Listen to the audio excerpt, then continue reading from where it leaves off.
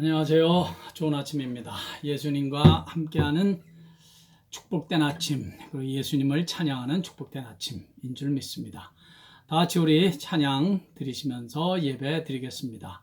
목마른 사슴 시냇물을 찾아 헤매듯이 내 영혼 주를 찾기에 갈급하나이다.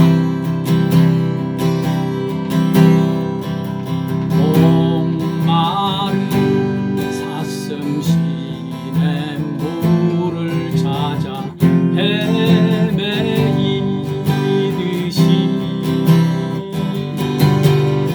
내 영혼 주를 찾기에 갈급하나이다.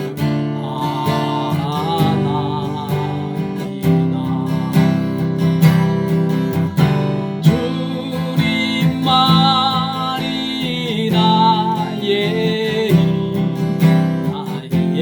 방패 나의 참 소망 나의 몸 정성 다 바쳤어 주님 경배하리라. 금보다 귀한 나의 주님, 금보다 귀한 나의 주님, 내게 만족 주신 주, 당신만이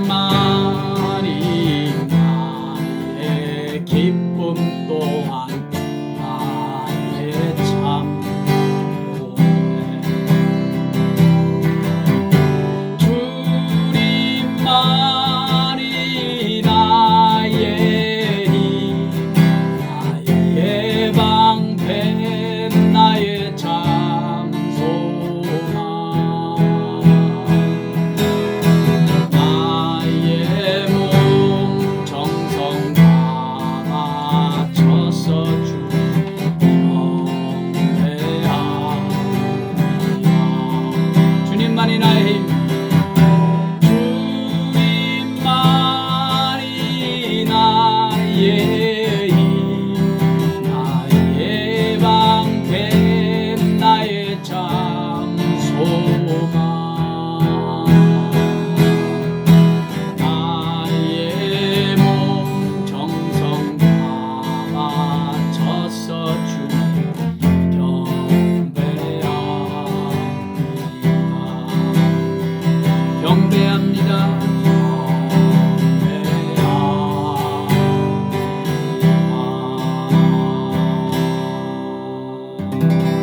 아버지 하나님, 이 아침에도 우리 주님 저희들을 사랑하시니 저희들이 마음껏 주님을 찬양하고 또 우리도 주님을 사랑하나이다. 아버지 하나님, 이 아침 시간에도 목마른 사슴이 주의 은혜를 찾아 물을 찾아 헤매는 것처럼 저희들의 영혼이 주의 은혜를 인하여 목말라 하며 주님 찾게 싸우니 주여 하늘문을 활짝 여시고 저희들에게 필요한 은혜 부어 주시옵소서.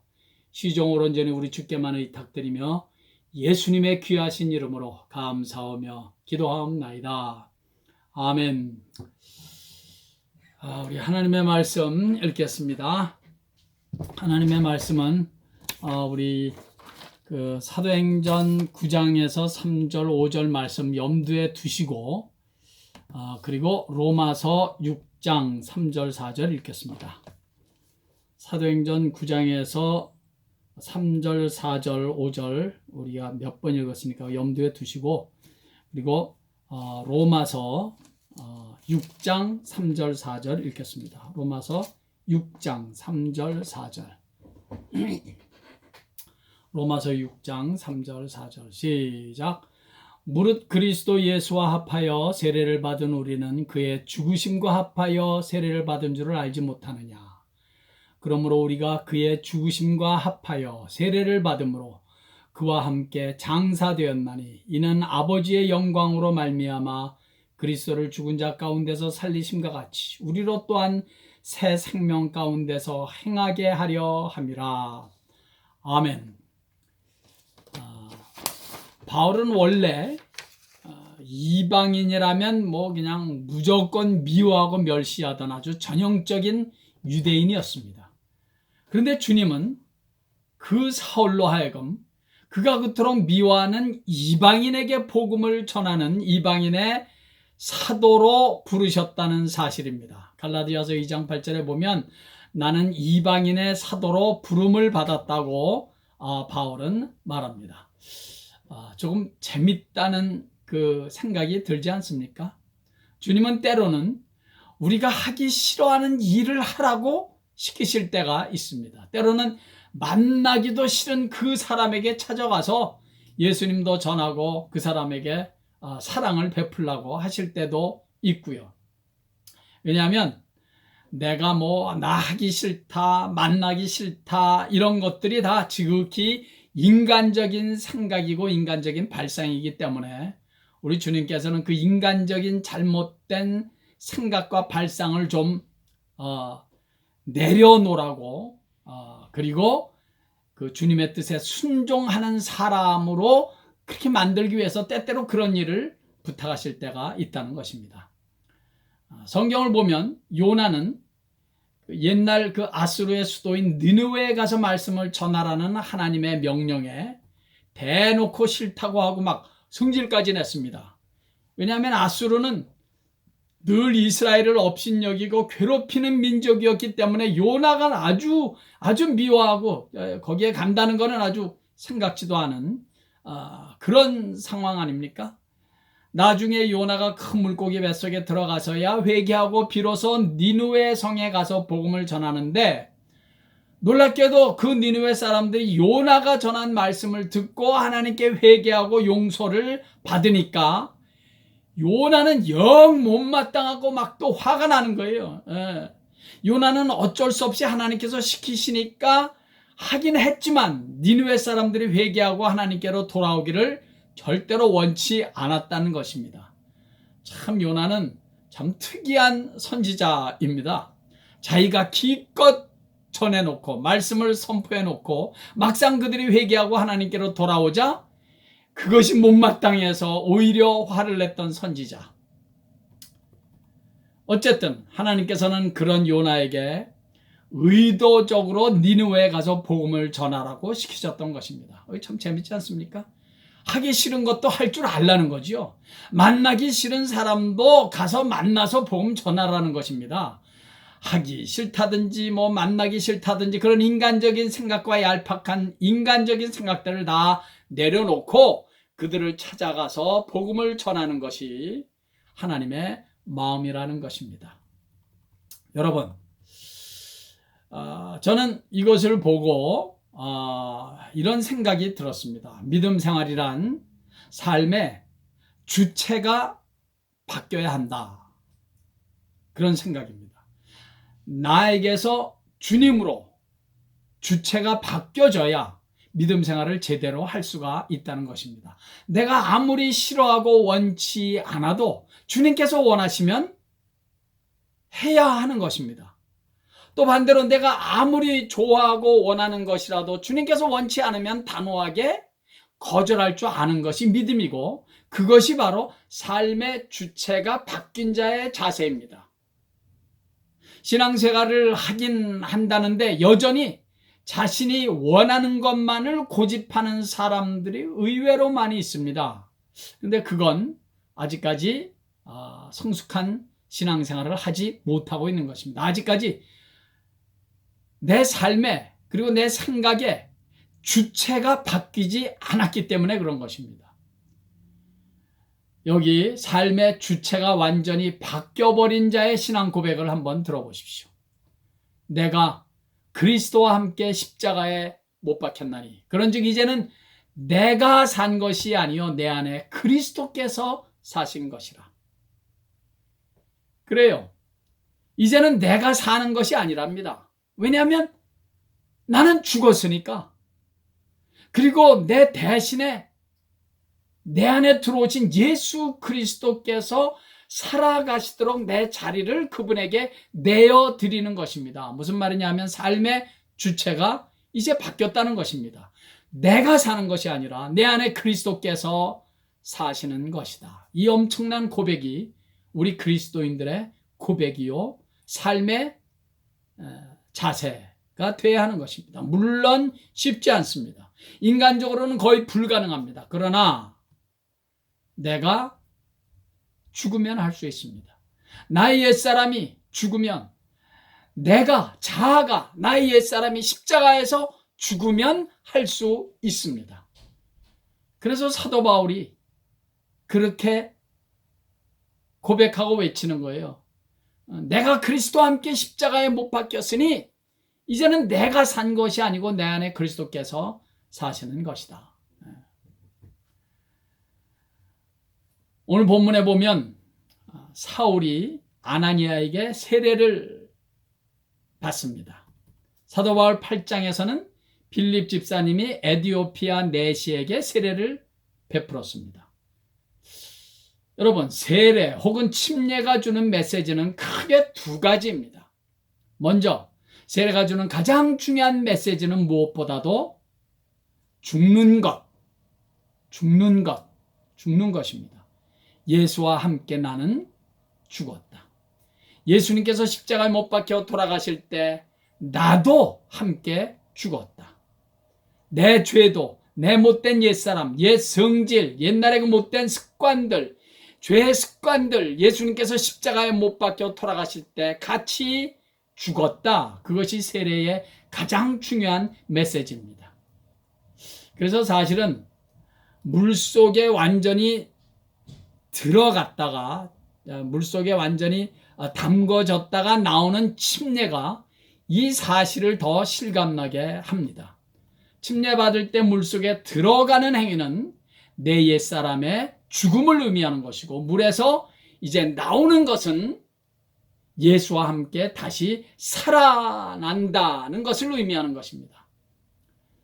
저는 전통적인 장로교에서 자라나서 아주 저는 기억도 안 나는, 제가 갓난아이 때 유아 세례를 받고 그리고 입교라는 것을 받았지만, 훗날에 은혜를 받고 나서 가만히 성경을 또 이렇게 묵상하고 그러고 보니까 침례의 상징적인 의미가 너무 좋고 어떤 의미에서는 좀 더 성경적이라는 생각이 들어서 너무 침례를 받고 싶었습니다. 그래서 지금은 천국에 가 계신 베렌도 침례교회의 김동명 목사님에게 찾아가 침례를 받고 싶다고 개인적으로 간청을 해서 그래서 침례를 받았습니다. 얼마나 그 순간이 제게 큰 은혜가 되고 축복이 되고 좋던지. 나중에는 그분께서 저희 결혼 주례까지 해주셨습니다. 우리 다 같이 아까 읽었던 로마서 6장 4절 다시 한번 보겠습니다.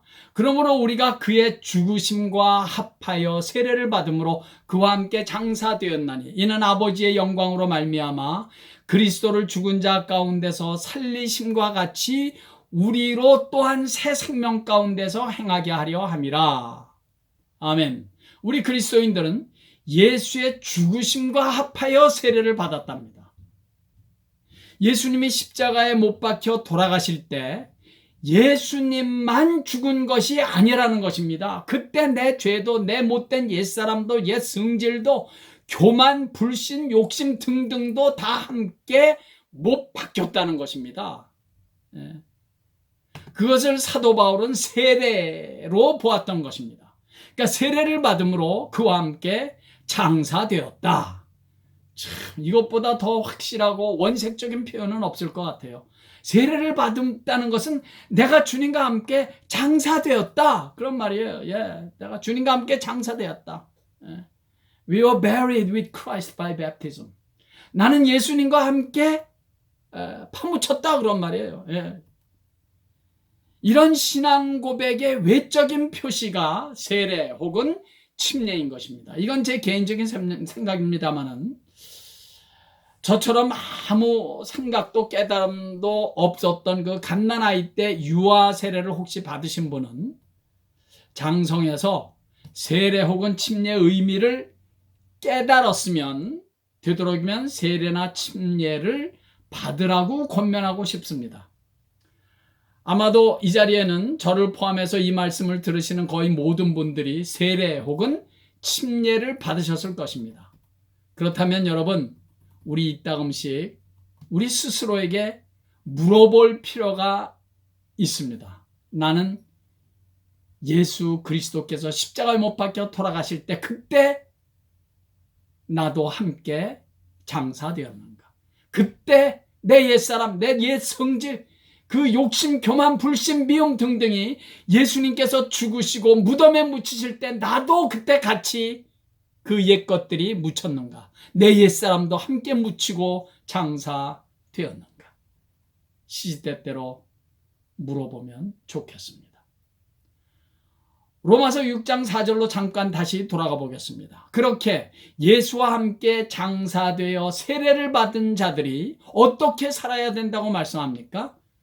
그 4절의 마지막 부분을 보십시오. 우리로 또한 새 생명 가운데서 행하게 하려 하심이라. 그렇습니다, 여러분.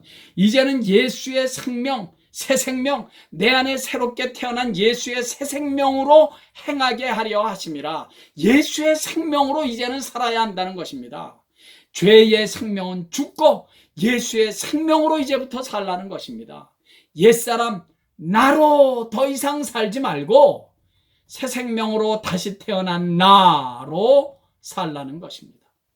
말하는 것도 옛사람으로 이제는 말하지 말고 새사람으로 말하는 것입니다. 습관도 옛사람, 옛습관으로 행하지 말고 예수 안에서 새롭게 태어난 새사람의 습관을 쫓아 살라는 것입니다. 옛사람의 가치관을 따라서 살지 말고 새롭게 예수 안에서 태어난 새사람의 가치관으로 살라는 것입니다.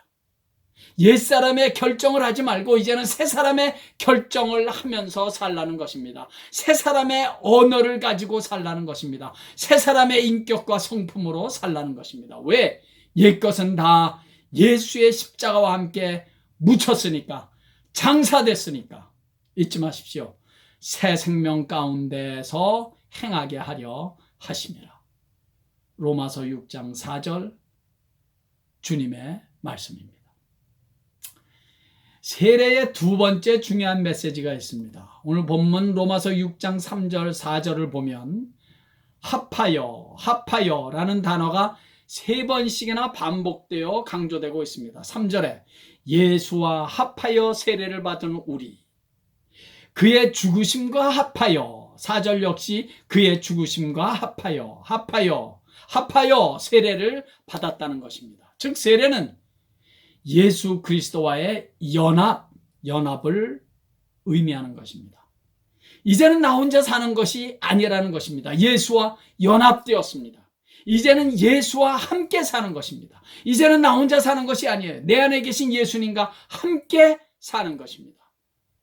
이건 진실로 기가 막힌 복음의 비밀입니다. 여러분, 예수님께서 잡히시기 전날 밤에 성찬을 제자들에게 나누어 주셨습니다. 떡을 떼어 주시면서 말씀하시기를 이것은 너희를 위한 내 몸이니 먹으라는 겁니다. 또 잔을 나누어 주시면서 이것은 너희를 위한 나의 피니 마시라는 것입니다. 피를 마시고 떡을 먹는 것입니다. 여러분, 먹고 마시는 것보다 더 확실하고 분명한 행위는 이 세상에 없습니다. 예수님의 몸과 피를 먹고 마신다는 것입니다. 뭐죠? 예수님과 연합되었음을 선포하시는 것입니다. 내가 예수 안에 거하고 예수님이 내 안에 거하는 이 신령하고 거룩한 예수님과의 영적인 연합, 이 영적인 연합을 선포하신 것입니다.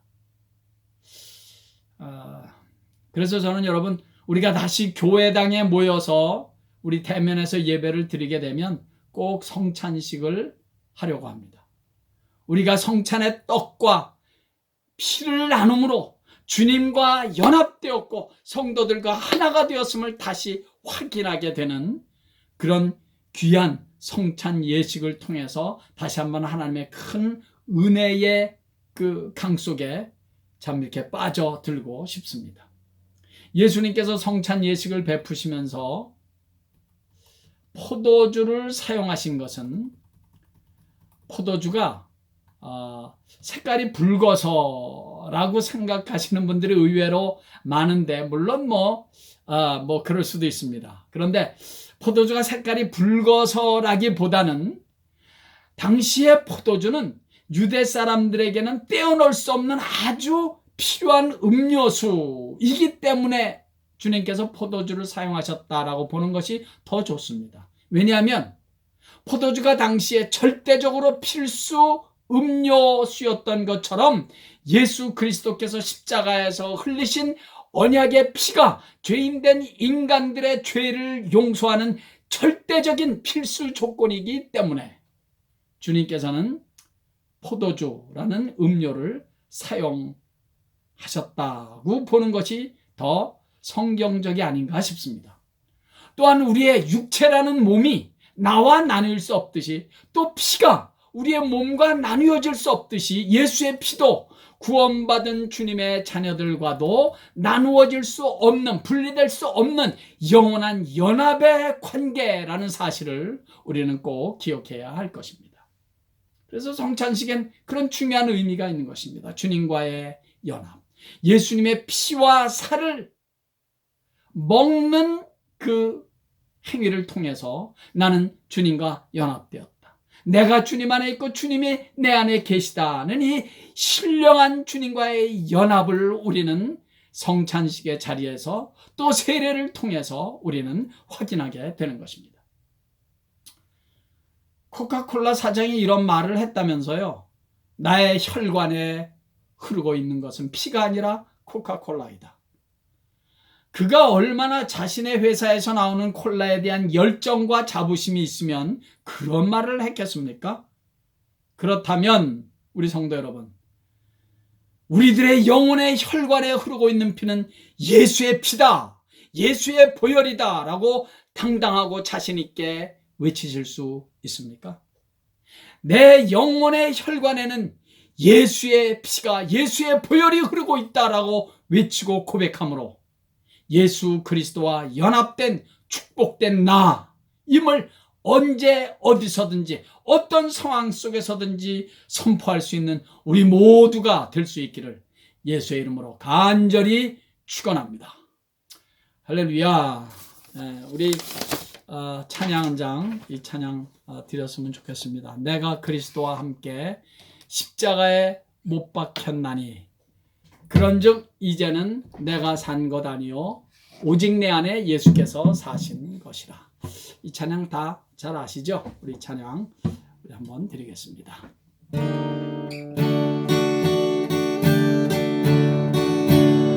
내가 그리스도와 함께 십자가에 못 박혔나니 그런즉 이제 내가 산 것 아니요 그런즉 이제 내가 산 것 아니요 오직 내 안에 예수께서 사신 것이라.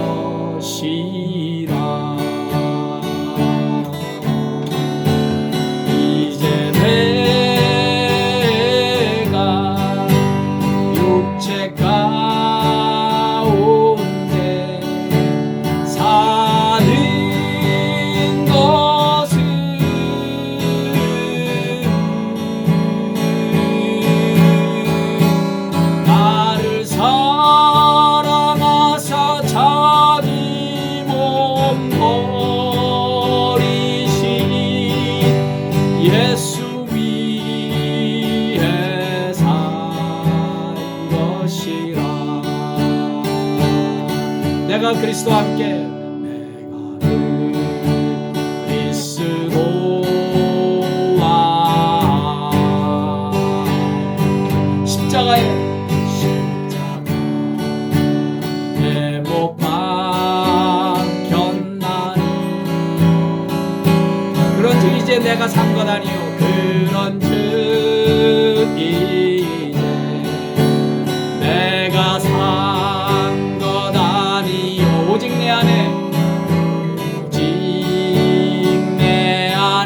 예수께서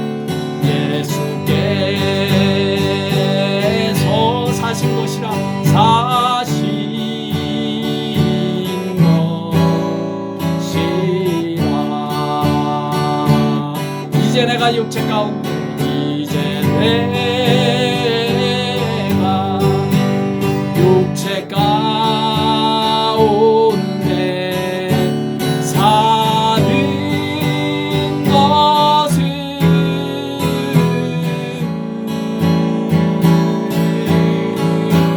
나를 사랑하사 자기 몸 버리신 예수 위해 산 것이라. 이제 내가 육체 가운데 사는 것은 이제 내가 육체 가운데 사는 것은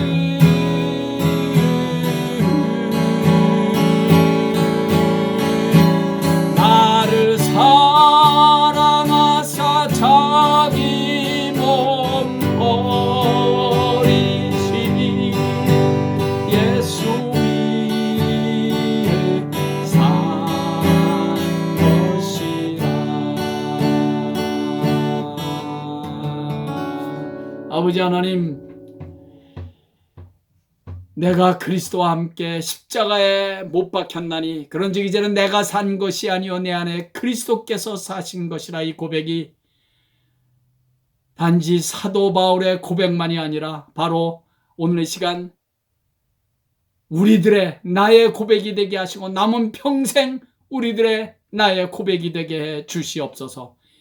이제 나의 옛사람은, 나의 못된 옛사람은 예수 그리스도의 십자가와 함께 다 못 박혀 장사되었으니, 예수 그리스도의 십자가와 함께 다 묻혀서 죽었으니 이제는 그 옛사람 나로 살지 말게 하시고 예수 안에서 새로워진 새로운 피조물 나, 새 생명 나로 살아가는 은혜가 남은 평생 저희들에게 차고 넘치게 해 주시옵소서.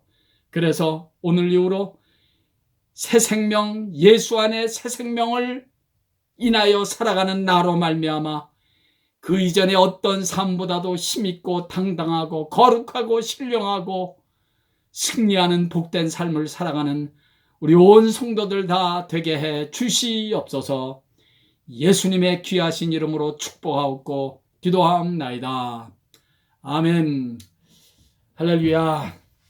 우리 계속해서 우리 이 땅의 모든 교회들이 교회당에서 속히 예배드릴 수 있는 그날을 위해서 기도해 주시고요. 또 우리 미국의 대선을 위해서 꼭 기도해 주셔서 주님이 뽑아주시는 귀한 대통령이 당선될 수 있도록, 미국이 하나 될 수 있도록, 미국으로 인해서 전 세계가 화목의 모드로 바뀔 수 있도록 우리 꼭 기도하는 귀한 시간 되길 바랍니다. 할렐루야. 오늘도 예수님 때문에 행복하시기 바랍니다.